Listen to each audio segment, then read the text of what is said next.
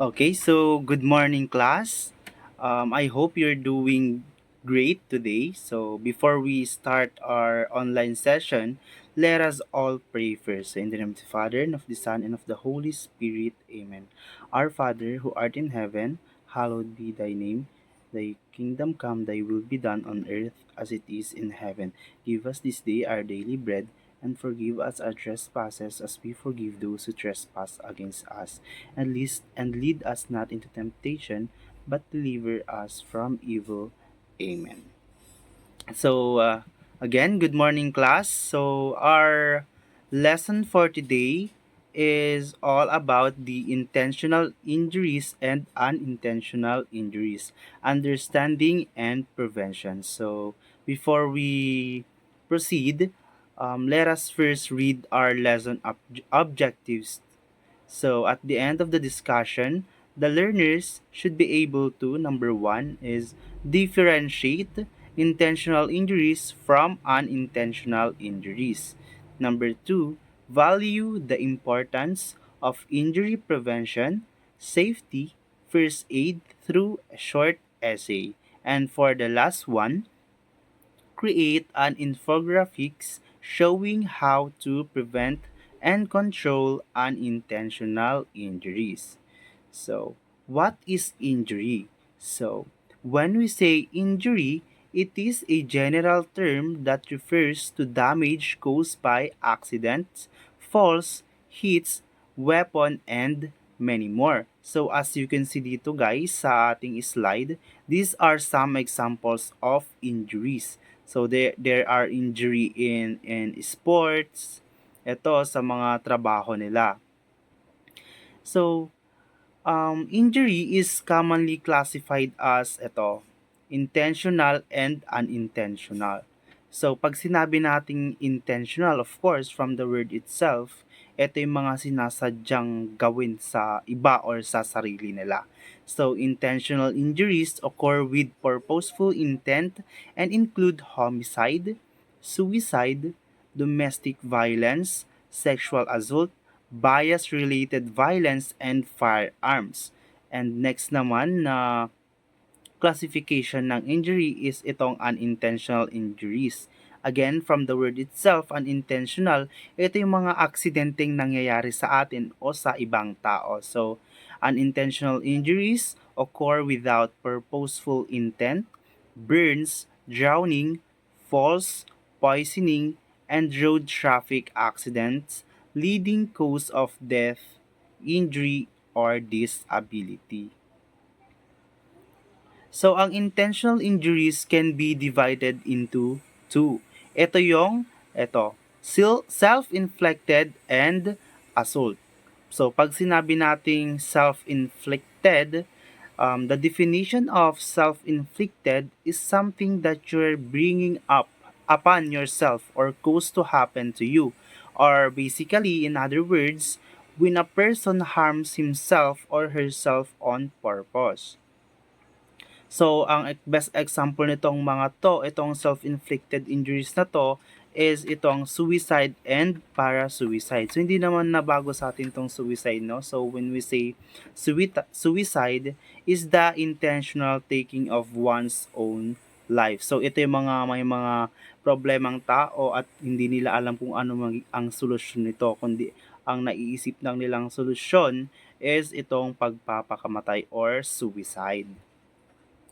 And when we say para-suicide naman, a suicide attempt in which a person does not intend to die. So ito yung sinasabi nilang um,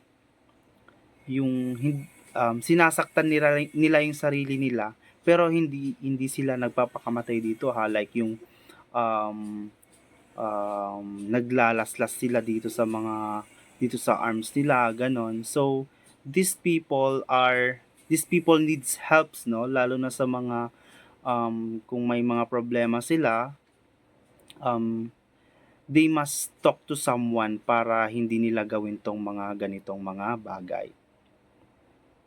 So next naman is itong next na ng intentional injuries is itong assault. So, when we say assault, when a person or persons harm other on purpose. So, ang classifications of assault, these are those that were committed within the family, were committed by peers, that were committed by the other group. So, example of assault is ito guys. So, number one dito, domestic violence, bullying, stalking, extortion, gang, terrorism. So, when we say domestic violence, guys, it is an act that included physical assault, hitting, pushing, and many more. Ito pa yung mga sexual abuse and verbal abuse. Ito, pinakakamang tong bullying, no? So, when we say bullying is an unwanted or aggressive behavior. So, the behavior is repeated or over time.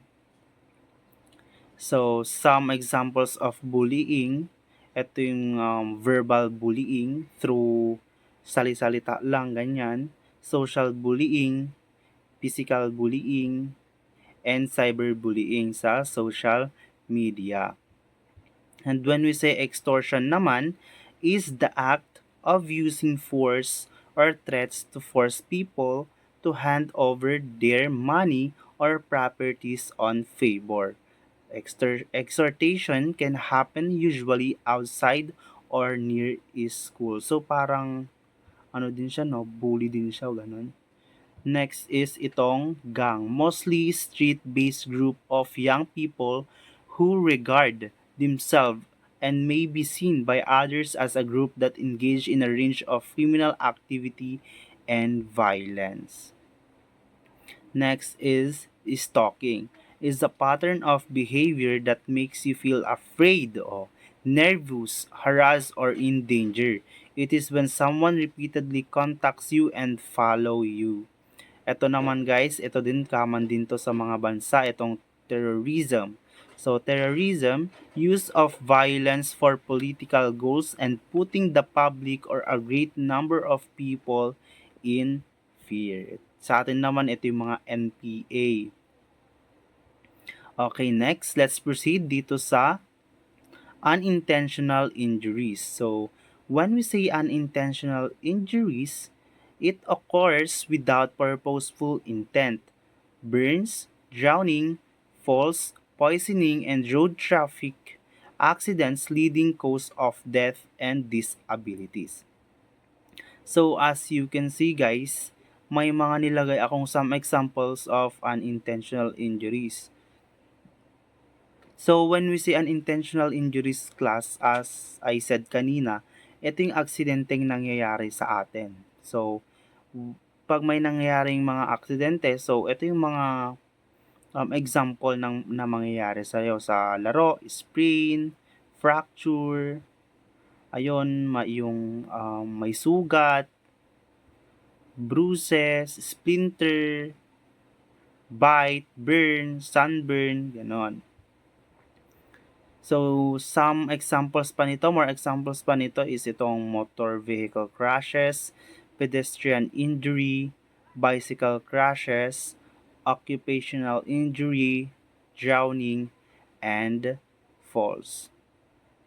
So, ano pa nga ba ang iba't ibang examples no ng intentional and unintentional injuries? So, can you please give at least one examples class na i-comment nyo dito sa ating link ng video na to. So, ito na din yung magiging ano ko na sa attendance nyo. So, yung mga walang sagot dyan is automatic absent na sila. For your activity class, so this activity will be sent na lang sa GC natin, no? So, you must create an infographics showing how to prevent and control unintentional injuries. So, pag after nitong session natin, Isi-send nyo na lang 'to sa gagawin nyo na lang 'to after nito. So, ito yung rubrics natin. Ise-send ko na lang din 'to sa ating GC. Content accuracy, visual design, data representation, information flow, originality and creativity, source citation. Okay. Now, let's proceed sa ating generalization. So, what do you mean again by intentional and unintentional injury? Give three examples of intentional and unintentional injuries. Number three, what are the two classifications of intentional injury? So, same lang din, isi-send nyo na lang to sa ating GC, yung sagot ninyo. Next is, punta na tayo dito sa inyong sasagutan. So this one is my part 1 and part 2. So direction, identify the following situations, whether intentional injury or unintentional injury. Put a check on the corresponding column. And part 2, essay, write a short essay, at least 150 words. Your essay should show the importance of injury prevention, safety, and first aid.